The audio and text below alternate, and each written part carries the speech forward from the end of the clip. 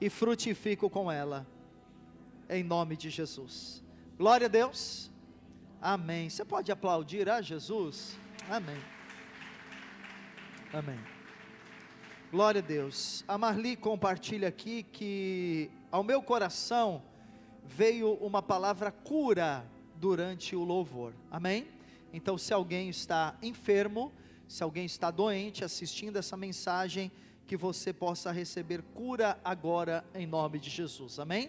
Quando nós estávamos no louvor, eu já falei, mas quero reafirmar que houve no meu coração também uma palavra forte de alegria, amém, irmãos? Então eu creio que você vai sair daqui debaixo da alegria do Senhor. Se ainda não foi ministrado, seja ministrado agora durante a palavra, em nome de Jesus, amém? Eu quero convidar você a abrir comigo em Romanos, capítulo 5, versículo número 1, a nossa série é o despertar da graça, e o tema de hoje é firme-se na graça, amém?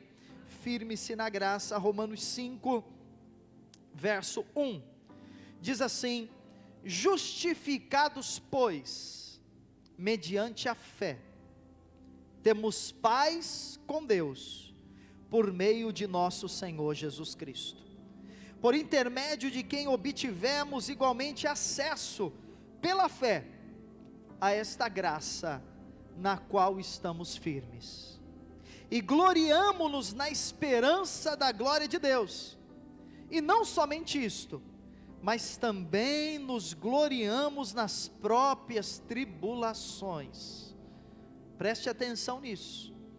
Apóstolo Paulo diz que nós podemos nos gloriar na esperança, mas nós também devemos nos gloriar nas tribulações. Por quê?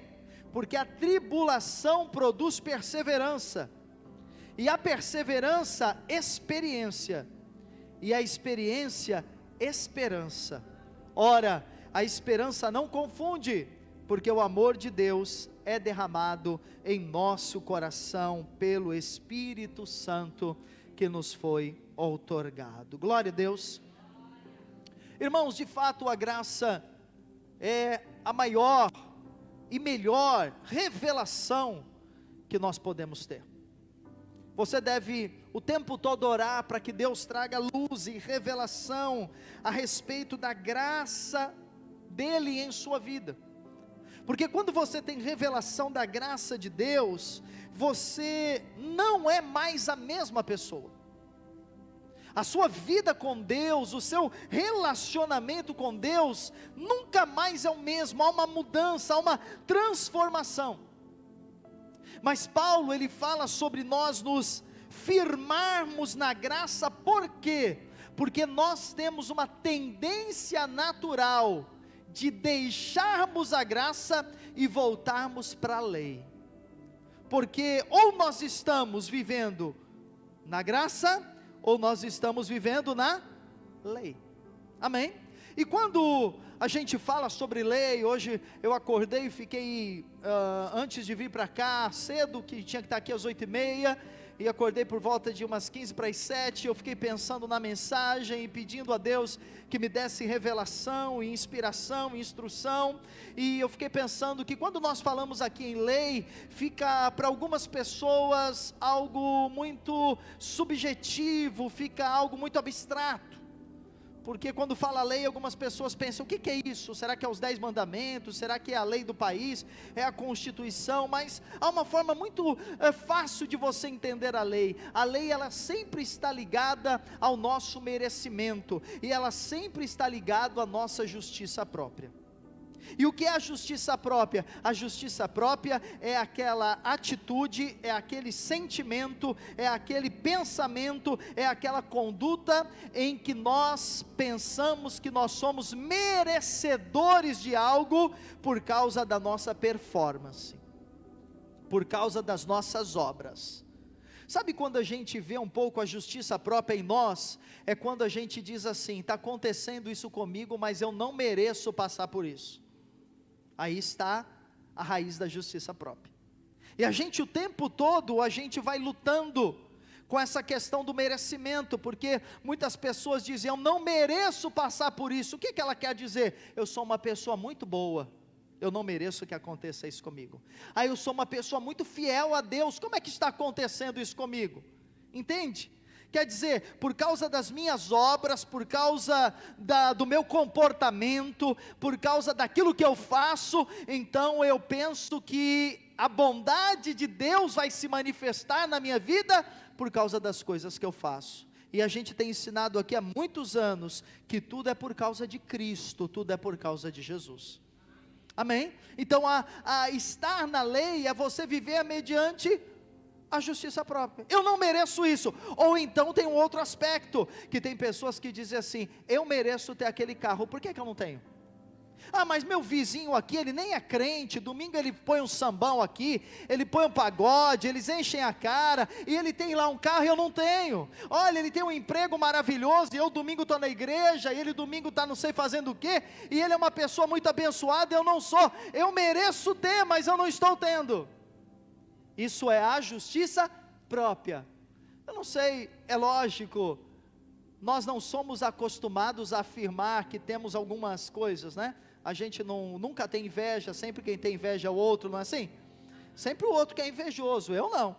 Ciúmes é sempre alguém que tem, eu nunca tenho.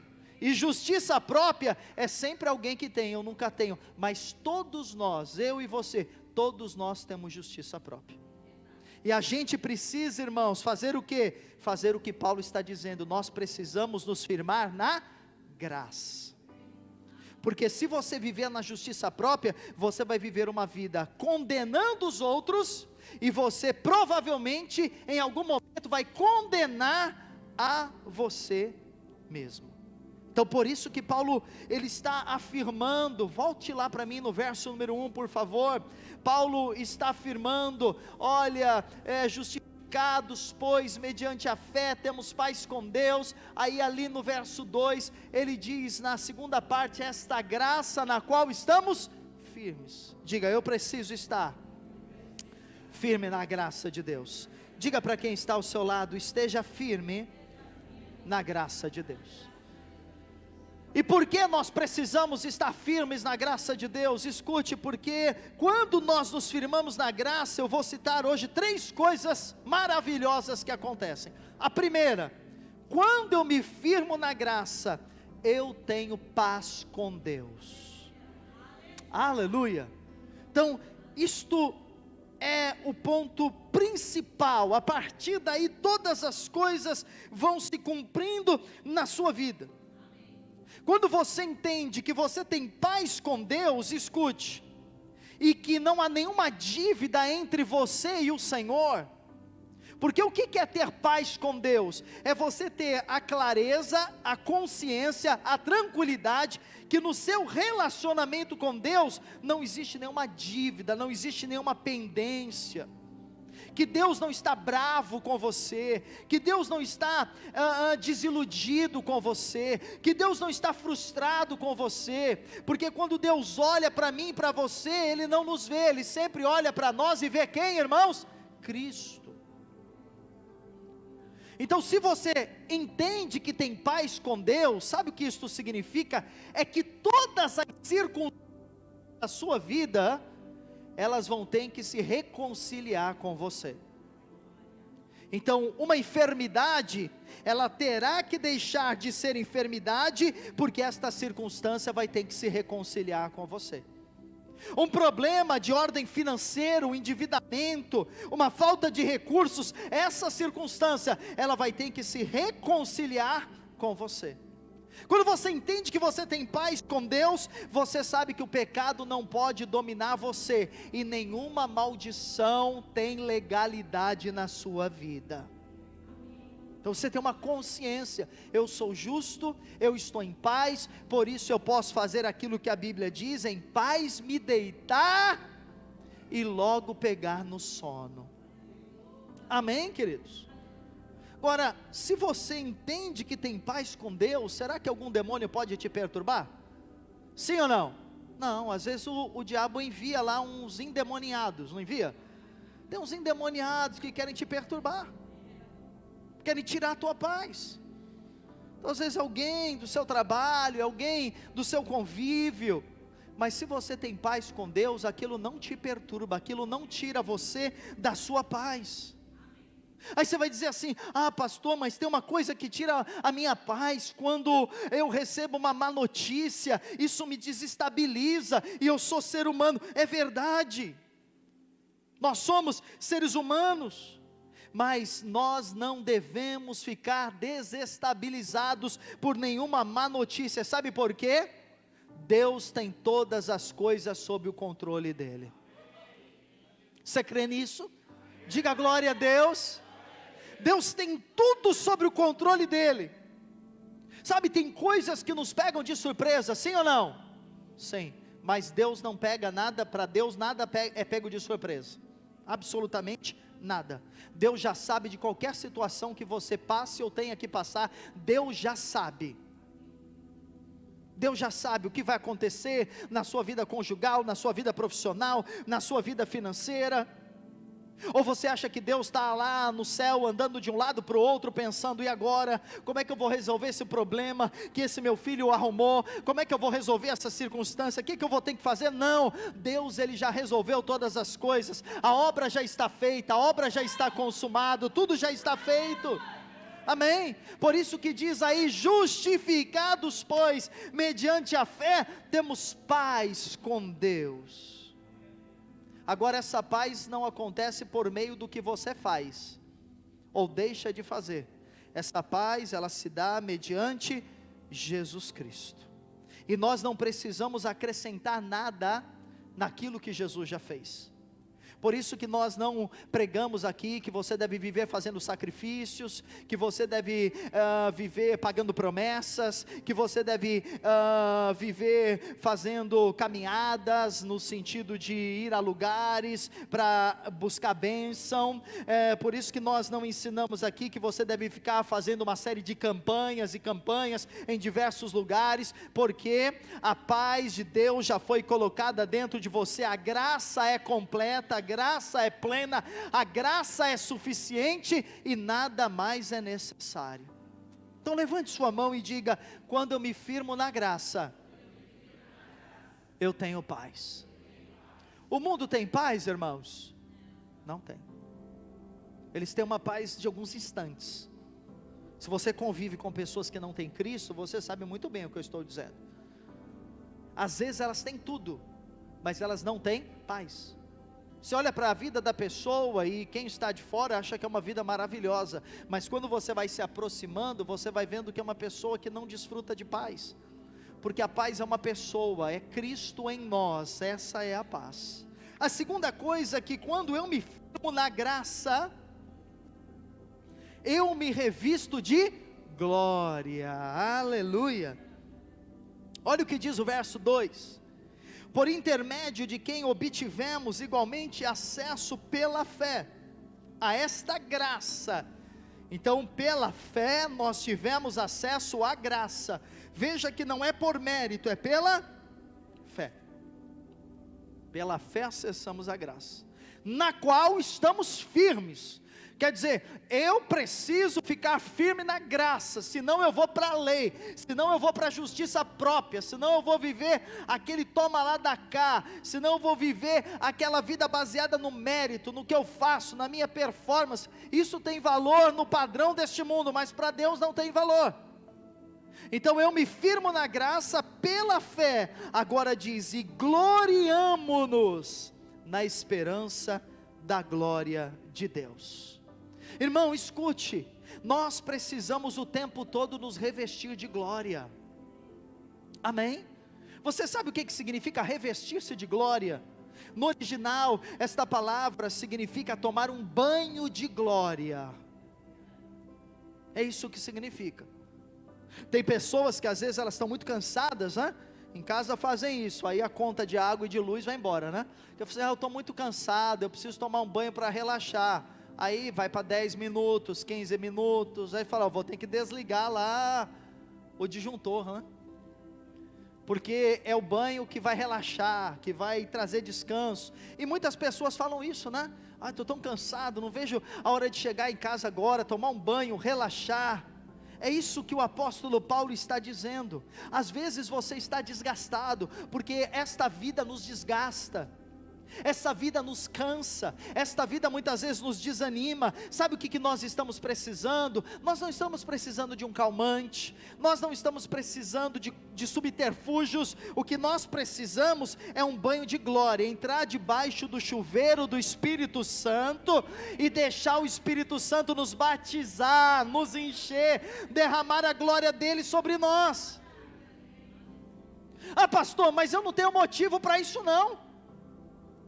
Eu não tenho motivo, eu estou triste, eu estou deprimido, eu estou ansioso, eu estou preocupado, eu estou endividado. Aí você nesses momentos vai agir em fé, e em fé você vai levantar, sem vontade, sem a ajuda das suas emoções, contrariado, você vai levantar, e você vai declarar, você vai louvar ao Senhor, você vai confessar a palavra, você vai se encher do Espírito Santo, e neste momento, querido, você vai sendo banhado na glória de Deus. A gente não pode esperar o domingo para tomar um banho de glória. A verdade é que nós deveríamos chegar aqui no domingo e já nos banhamos na glória de Deus, e quando nós nos reuníssemos aqui, seria um derramar de muita glória, um derramar de muita unção, sabe, seria um culto que não teria horário para terminar, um culto em que nós gostaríamos de ficar aqui muito tempo, porque a glória de Deus seria tocada, seria palpável, a presença de Deus seria sentida por todos nós de uma forma muito especial, porque durante toda a semana nós já nos enchemos da glória de Deus. Você tem tomado um banho de glória? Então, irmão, agora é a lição de casa. Essa semana você tomar um banho de glória todos os dias, louvando, cantando, confessando a palavra de Deus, amém? Enquanto as pessoas ao seu lado estão murmurando, você está confessando a palavra. Você não se contamina com aquele ambiente de murmuração, você não se contamina com aquele ambiente pesado, onde você trabalha, dentro da sua casa, no meio de transporte que você pega, você não se contamina, você vai se posicionando, e você vai glorificando a Deus, e aí escute, sabe o que acontece? Aquilo, queridos, que aconteceu com Abraão, que está em Romanos 4:20, olha só, não duvidou, por incredulidade, da promessa de Deus. Mas o que Abraão fez? Se fortaleceu, fazendo o quê? Dando glória a Deus. Levante a sua mão, dê 3 glórias a Deus aí.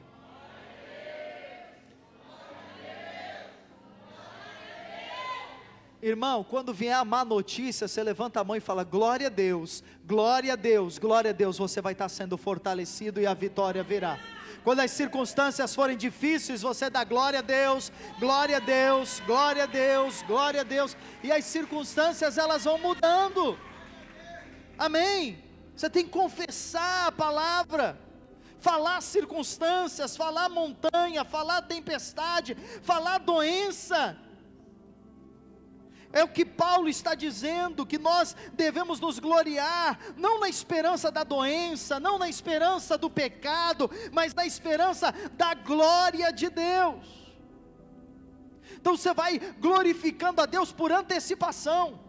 Você está diante do mar vermelho, e o mar está fechado, e o faraó está vindo lá atrás, as circunstâncias, as dificuldades, mas você começa a dar glória a Deus, você começa a louvar o Senhor, você começa a confessar a palavra, e você sabe que o mar vai se abrir. Do outro lado está Miriam lá, a Miriam está lá do outro lado, né? Porque ela atravessou junto com Moisés, e eles estão lá do outro lado, eles já estão cantando um cântico de vitória, de louvor, de celebração, e você vai atravessar, vai cantar, vai louvar, e vai exaltar o Senhor juntamente, e o faraó, o diabo lá, ele vai ser envergonhado, amém? Então glorifique ao Senhor. E em terceiro e último lugar, que este é o que eu vou levar um pouquinho mais de tempo dentro do horário que eu tenho aqui de ministrar. Quando eu me firmo na graça, eu aprendo a lidar com as tribulações, amém? Esse é um ponto em que nós precisamos estar firmados na graça, porque a graça, na hora que o dinheiro está sobrando, é uma maravilha, Na hora que a saúde está intacta é uma maravilha. Na hora que a família, os filhos, o casamento estão bem, é uma maravilha. Mas a gente precisa estar firme na graça quando as tribulações surgem, quando as dificuldades surgem, quando os problemas surgem, quando as circunstâncias, os ventos são contrários. Você pega o diagnóstico médico e aparece algo que você não queria. Você olha para as suas finanças e está como você não queria. Você está olhando para alguém da sua família e a coisa não está funcionando, não está andando como você queria. E nesse momento você precisa ficar na graça, permanecer na graça de Deus. Então o terceiro ponto, ele está baseado em Romanos 5, verso 3, olha só, Paulo diz, né, eu vou permanecer firme na graça, eu vou me gloriar, eu vou tomar um banho de glória, eu vou me encher da glória de Deus, todo o tempo, eu vou ficar firme na graça de Deus. Aí Paulo diz, mas não somente isto, vamos também nos gloriarmos nas próprias tribulações. Então você aprende a dar glória a Deus, não pela tribulação, glória a Deus que eu estou doente, obrigado Jesus por essa enfermidade. Não, não é isso. Porque tem gente que fala, pastor, tem que dar graças a Deus em tudo. Então, graças a Deus pela pobreza, graças a Deus por fulano que morreu. Não, não é isso. É sempre glorificar a Deus nas tribulações.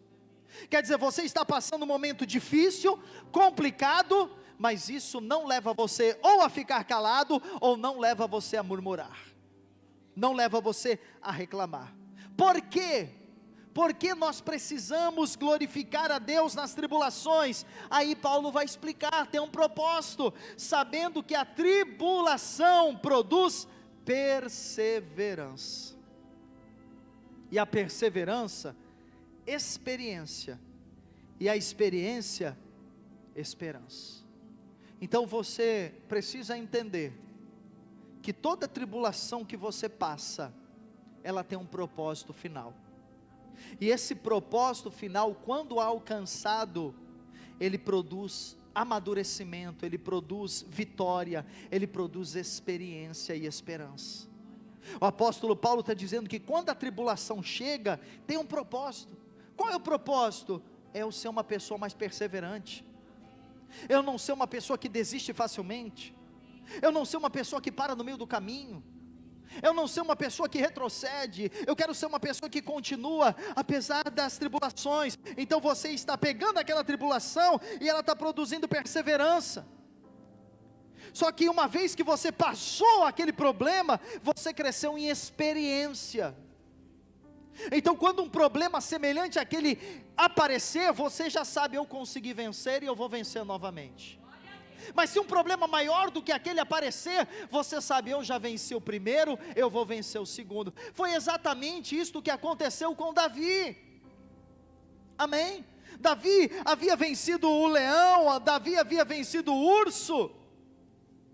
E você sabe que quando apareceu lá o desafio de Golias, que Davi caiu lá, entre aspas, né, de paraquedas, ele nem foi lá para desafiar o gigante, ele foi lá levar comida para os irmãos que estavam na linha de frente da batalha. Davi, quando chegou lá e escutou tudo aquilo que falava a respeito de Golias, das vantagens, os benefícios que o rei daria a quem vencesse o gigante, Davi falou, peraí, mas eu já sou um cara experimentado. Aí que você venceu quem? Eu venci um leão, eu venci um urso, e eu posso vencer esse filisteu também. Então você passa a ter experiência. Amém? Irmãos, se nós queremos fugir das tribulações, nós queremos fugir da maturidade. Somente meninos não querem enfrentar problemas na vida. E há alguns crentes que eles pensam que ao converter os problemas acabam.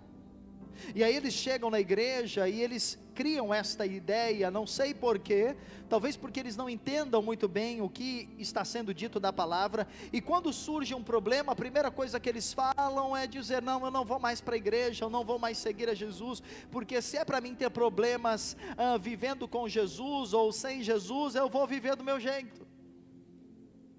Não há uma compreensão de que a tribulação, ela vai te aperfeiçoar, ela vai te amadurecer, ela vai te elevar, ela vai tornar você alguém experiente, ela vai tornar você alguém esperançoso. Amém? Então, em primeiro lugar, veja, eu quero explicar um pouco mais sobre isso. A tribulação, ela produz perseverança. Diga, a tribulação produz perseverança. Aleluia. Irmão, vai chegar um momento na sua vida em Deus, que as pessoas vão olhar para você, elas não vão entender você.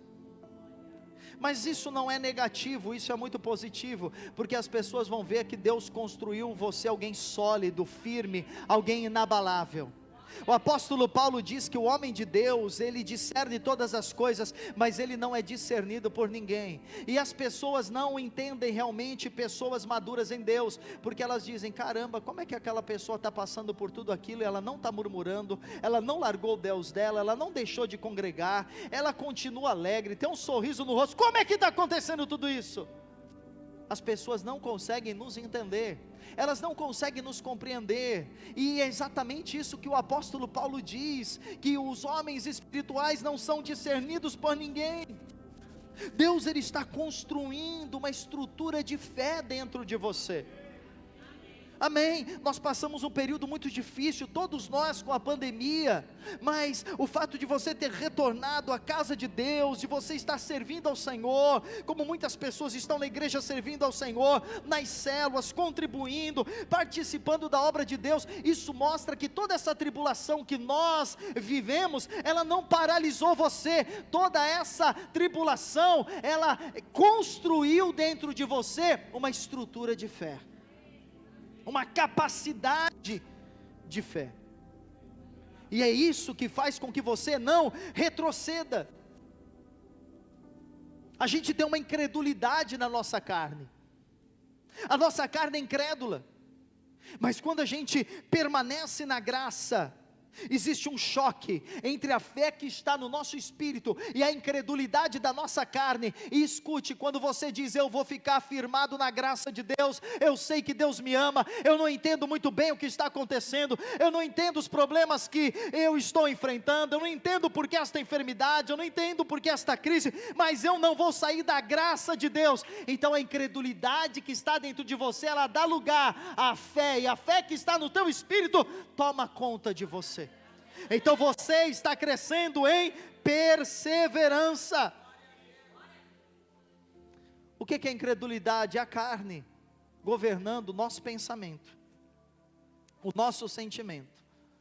A incredulidade, ela sempre coloca mais, e se, vírgula, talvez, essa é a incredulidade. Mas a fé, ela se volta para a palavra de Deus, ela diz, está escrito. Eu creio, aleluia. Deus está falando com você? Então nós temos ensinado na sala de oração, sala profética, toda vez que Deus falar com você, ao seu coração, e você entender que uma palavra é para você, levante a sua mão, dê um glória a Deus, fique de pé no seu lugar, receba as palavras proféticas. Nós precisamos crescer nisso, irmãos. Tem um momento na pregação, 50 minutos de pregação, tem um momento, isso já aconteceu inúmeras vezes comigo, tem um momento que Deus fala, é como se tirasse todo mundo da sua frente, do seu lado, e Deus falasse com você. Às vezes você até se encolhe na cadeira, né?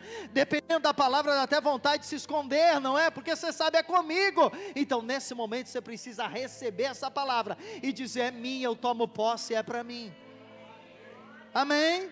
Segunda coisa, a perseverança, ela produz experiência. Você só tem de Deus, escute, o que você pratica. Quantos acreditam que a oração é poderosa? Levante a mão. Quem acredita que a oração é poderosa? Fica a mão levantada para tirar uma foto. Abaixa a mão. Não precisa responder. Quantas horas você orou essa semana? Mas a oração não é poderosa? Quantas horas você orou? Quantos creem que o jejum é uma bênção? Quais dias dessa semana você jejuou? Quantos creem no poder do louvor? Eu creio. Quanto você louvou essa semana?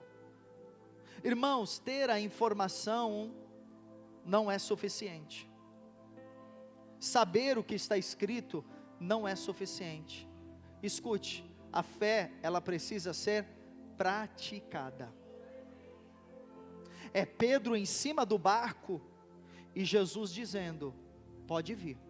É Pedro em cima do barco dizendo: se for você mesmo, manda eu ir ter contigo. E Jesus olhando para Pedro: pode vir. E Pedro desce do barco e ele vai. Então, na vida cristã, tudo que nós aprendemos precisa se tornar uma prática, senão não tem resultado. Eu sei que o perdão é importante, então você precisa perdoar quem te ofendeu, quem te magoou.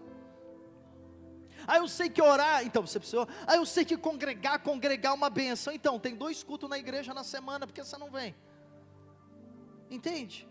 Eu sei que o dízimo é uma oferta, é uma bênção de Deus na minha vida, então por que você não dizima e oferta? Então nós precisamos aplicar aquilo que nós ouvimos, porque esse comportamento da fé, ele vai gerar o que nós estamos dizendo ali, experiência. Amém, amados? Experiência, quer dizer, eu ouvi, eu apliquei, funcionou, então eu cresci em experiência. Lá em 2 Timóteo 2,15, Paulo vai falar para Timóteo, isso serve para todos nós que estamos aqui, da importância de nós sermos pessoas experimentadas. Olha só, procura apresentar-te a Deus aprovado. Então quando a gente se apresenta a Deus? Quando nós vamos orar. E quando nós vamos orar, quando nós temos o nosso momento de comunhão com Deus, quando nós temos o nosso momento devocional, lá na nossa casa, lá no nosso quarto, naquele momento, nós estamos nos apresentando diante de Deus. Você está diante do Senhor, você diz: Deus, eu estou aqui, Deus, eu estou diante de você. Aí Paulo diz a Timóteo: procura apresentar-te a Deus aprovado, como obreiro, que não tem de que se envergonhar, que maneja bem a palavra da verdade. Eu quero explicar para você rapidamente o que é essa palavra aprovado. A palavra aprovado no grego é a palavra dokimos. E o que era essa palavra? Essa palavra na verdade era uma moeda. Porque, como hoje, na época já existia falsificação. Então o comerciante, ele tinha uma moeda que era um modelo, era um padrão. Então quando alguém chegava lá no comércio dele, ele usava aquela moeda que era chamada de dokimos, para comparar se aquela moeda que estava sendo usada para pagar o serviço, ou algo que ia ser comprado, se aquela moeda era falsa, ou se era verdadeira. Então era uma forma de inibir a falsificação, de saber isso é falso e isso é verdadeiro. Então quando Paulo diz assim, procura apresentar-te, quer dizer, chegue diante de Deus aprovado. O que o Senhor quer dizer com isso? É que, irmãos, a nossa vida, ela precisa ser um padrão. A nossa vida, ela precisa ser um exemplo. E as pessoas, escute, aí é que Paulo usa o dóquimo, elas vão comparar a sua vida com a vida de Cristo, e elas vão olhar para você e elas vão perceber, será que realmente a fé que essa pessoa vive, e diz que vive, e professa que vive, é a fé que ela pratica?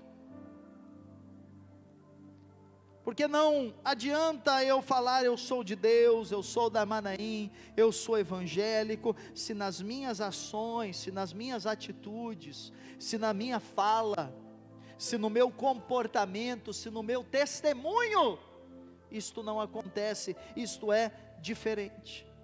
Então quem olha para nós e olha para Cristo, precisa ver a mesma coisa. Evidentemente que nós somos pessoas falhas, evidentemente que nós pecamos, e se nós pecamos, nós vamos a Ele, pedimos perdão, nos arrependemos, e o sangue dele nos purifica, amém? Mas o crente, ele tem um padrão de vida, e as pessoas do mundo olham para Cristo, têm uma experiência, elas precisam olhar para nós e também ter uma experiência. Então Deus está nos chamando para ser o dóquimos aqui na terra, o padrão, para que as pessoas olhem e vejam em nós Jesus, vejam em nós Deus, vejam em nós Cristo. E nós podemos ser o Docmos de Deus em todas as áreas da nossa vida, na nossa família, no nosso ministério, nas nossas finanças, no nosso casamento, na forma como nós lidamos com as crises, as batalhas na nossa mente, as batalhas nas nossas emoções, os momentos difíceis. Nós somos o padrão de Deus quando as circunstâncias elas estão nos empurrando para o desânimo, para a apatia, para a frustração, para a tristeza. Então nós nos posicionamos e dizemos: não, eu sou de Deus, eu estou em Cristo, eu vou continuar adorando ao Senhor, eu sou modelo de Deus nessa terra, eu não vou desistir, eu vou perseverar. O que está acontecendo? Você está firmado na graça. E isso vai trazendo para você experiência. Sabe, queridos, há um momento na nossa vida que aquilo que a gente canta, a gente vai ter que experimentar na prática. Há um momento na nossa vida que aquilo que a gente fala, a gente vai experimentar, vai acontecer. Escute, vai acontecer, e quando acontecer, você não tem que encarar isso de uma forma negativa. Paulo não encarava as tribulações de forma negativa. Paulo não encarava os problemas com pessimismo. Paulo não olhava as lutas e dizia: agora Deus não está comigo, Deus não me abençoou, por quê, né? Aí entra a justiça própria, por que isso está acontecendo comigo? Eu não mereço isso. Não, Paulo sabia, tribulação, eu vou ter perseverança, e a perseverança vai me dar experiência, eu vou crescer em experiência com tudo isso. Então é o momento que aquilo que nós cantamos aqui no culto vai ser expresso. Porque você já parou para pensar o que a gente canta aqui? A gente canta que a gente vai batalhar, a gente canta que nós não vamos desistir, a gente canta que, sabe, da mesma forma que os crentes que estavam lá, cantamos hoje, né? Os crentes que estavam lá dentro do Coliseu, e eles eram arremessados para ser devorados por leões, e eles não negavam a Cristo, e a gente está dizendo que da mesma forma, ainda que venha um exército contra nós, a gente cantou hoje, nós não vamos nos abalar. Então tem uma hora que você vai ter que experimentar isso. Porque você cantou aqui: na batalha não seremos abalados, até esqueci, na batalha não seremos abalados, mais ou menos isso. Aí vem segunda-feira, vem o primeiro abalo, aí se abala. Aí você: ai meu Deus do céu, por que está acontecendo comigo? Você me abandonou, eu não mereço isso, eu sou bom demais. Aí você saiu da graça e foi para a lei. E quem vai para a lei, colhe maldição. Quem vai para a lei, vive debaixo de condenação. Então a alma, irmãos, a nossa alma, ela vai espernear. Os nossos sentimentos, eles vão gritar. Mas os céus, eles vão parar. E eles vão olhar para nós, para ver se nós somos o Docmo de Deus aqui na terra. Os céus vão olhar para nós, vai dizer: deixa eu ver como é que ele vai lidar com isso. Deixa eu ver como é que ela vai responder. Olha lá, veio uma circunstância. Veio uma demissão. Vê uma perseguição no trabalho, e alguém falou mal dele, alguém falou mal dela, e alguém quer prejudicá-lo lá em casa, agora veio, olha, o dinheiro que esse mês eu esperava não chegou, a venda que estava assinada desfez. Deixa eu ver, o céu, ele vai ser testemunha, e ele vai procurar saber. Há momentos que aquilo que João falou em Apocalipse 10:10, vai acontecer com a gente. Olha lá, João 10:10, esse versículo é incrível. Ele diz assim: tomei o livrinho da mão do anjo, o livrinho é a Bíblia, e o comi, e na minha boca era doce como mel.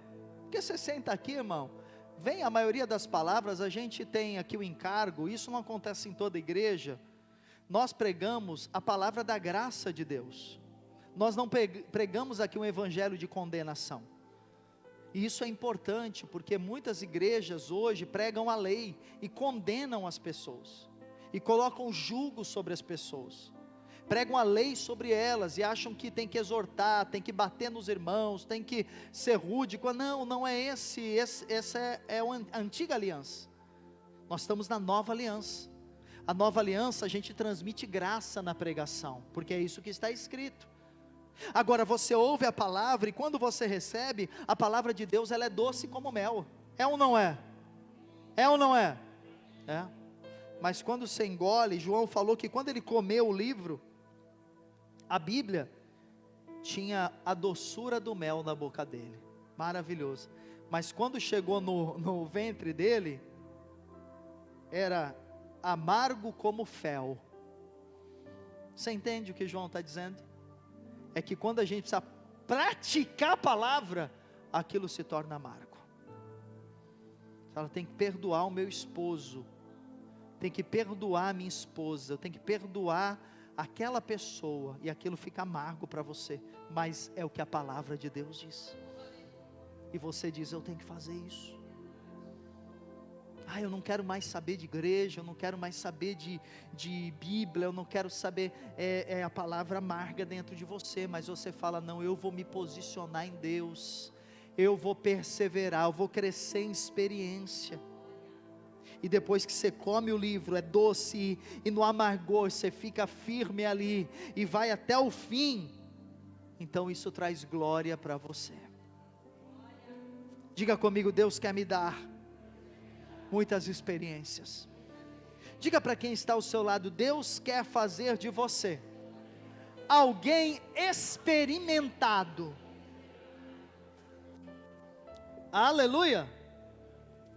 E em último lugar, para a gente concluir, a experiência, ela vai produzir esperança. Aleluia. Esperança. Então você perseverou, veio a luta, veio a dificuldade, veio a crise, veio as pressões, veio as tentações, você perseverou, você tomou um banho de glória, você não saiu da posição da graça, você não murmurou, não reclamou. Essa experiência, ela agora vai produzir dentro de você uma esperança. O que é essa esperança? No grego é a palavra elpis. Elpis significa expectativa de coisas boas. Elpis significa que algo bom está para acontecer. Então quem está firmado na graça, ele olha para o futuro não com medo, não com temor, não com ansiedade. Quem está firmado na graça, olha para o futuro na expectativa, o melhor está por acontecer, o melhor está para vir. Você tem essa expectativa? Irmão, faça esse exercício todos os dias. Eu tenho procurado fazer isso constantemente, mudar a minha mente. Nós temos uma luta com a nossa alma. Então você se posiciona, e quando você acorda pela manhã, antes de você ir ver os WhatsApps, as redes sociais, as notícias, antes de você sair correndo para tomar o café, para ir trabalhar, você ali 1 minuto, você enche a sua mente com a palavra, e você diz, eu estou firmado na graça, se eu estou na graça eu sou abençoado, então hoje vai ser um dia maravilhoso para mim, hoje vai ser um dia proveitoso, hoje vai ser um dia glorioso.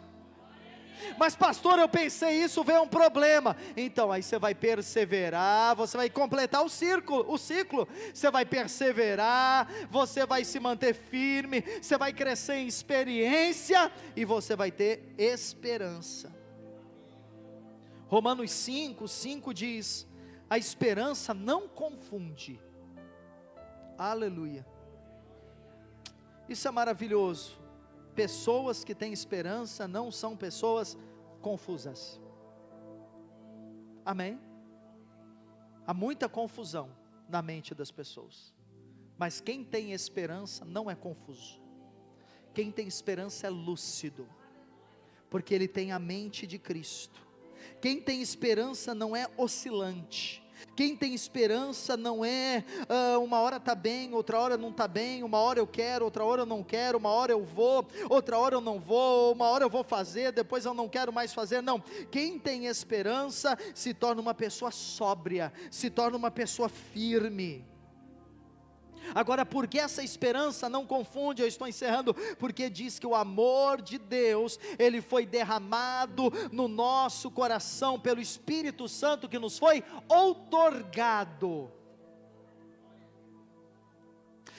O que significa outorga? Outorga significa uma garantia, um acesso.